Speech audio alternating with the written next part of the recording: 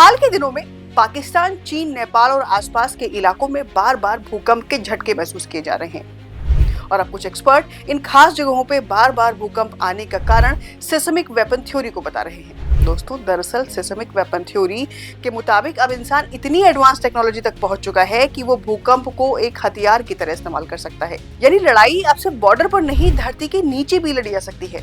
और इस थ्योरी का सबसे चर्चित उदाहरण है हार्प प्रोजेक्ट, यानी high frequency active auroral research programme, जिसे अमेरिका ने 1993 में शुरू किया था। इसका दावा था कि वो सिर्फ आयनोस्फीयर यानी वायुमंडल की ऊपरी परत पर रिसर्च कर रहे हैं, लेकिन इसकी भारी मिलिट्री फंडिंग, क्लासिफाइड डॉक्यूमेंट्स और अमेरिकी एयरफोर्स की मौजूदगी ने इसे शक के घेरे में डाल दिया है। 2010 में हैती में आए भीषण भूकंप के बाद वेनेजुएला के तत्कालीन राष्ट्रपति ह्यूगो चावेज ने सीधा आरोप लगाया कि अमेरिका ने हार्प के जरिए भूकंप पैदा किया, और कुछ ईरानी नेताओं ने भी अमेरिका पर ऐसे ही आरोप लगाए हैं। यहाँ तक कि कुछ विशेषज्ञों का मानना है कि रेडियो वेव्स और गहराई तक खुदाई के जरिए फॉल्ट लाइनों में हलचल पैदा की जा सकती है। लेकिन क्या ये सच में मुमकिन है?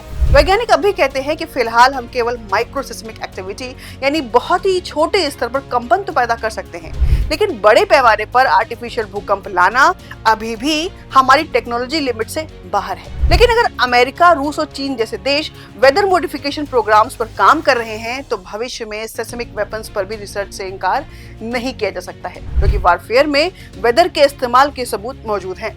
1977 में एनमॉर ट्रीटी यानी एनवायरमेंटल मॉडिफिकेशन कन्वेंशन साइन की गई थी, ताकि देशों को मौसम को हथियार की तरह इस्तेमाल करने से रोका जा सके। और खुद अमेरिका ने माना है कि उसने वियतनाम युद्ध के दौरान बारिश कराने के लिए ऑपरेशन पोपाई चलाया था, जिससे दुश्मन की सप्लाई लाइन कीचड़ में बदल गई थी। तो बात करते हैं असली मुद्दे की कि भारत, पाकिस्तान, नेपाल, चीन, अफगानिस्तान ये सभी हिमालयन टेक्टोनिक जोन में आते हैं, और यहाँ पर दो प्लेट्स, इंडो ऑस्ट्रेलियन प्लेट और यूरोपियन प्लेट आपस में टकराती हैं, और इसलिए यहाँ बार बार भूकंप आते हैं। और ये एक नेचुरल प्रोसेस है। लेकिन जब किसी खास इलाके में किसी खास वक्त पर बार बार हलचल होती है, तो शक की सुई सेस्मिक वेपन थ्योरी की तरफ भी घूमती है। और तकनीकी का इस्तेमाल मानवता की भलाई के लिए होना चाहिए, लेकिन अगर वही तकनीक धरती को हथियार बना दे तो सवाल पूछे जाएंगे, और जब सवाल उठते हैं तो जवाब तलाशे भी जाते हैं।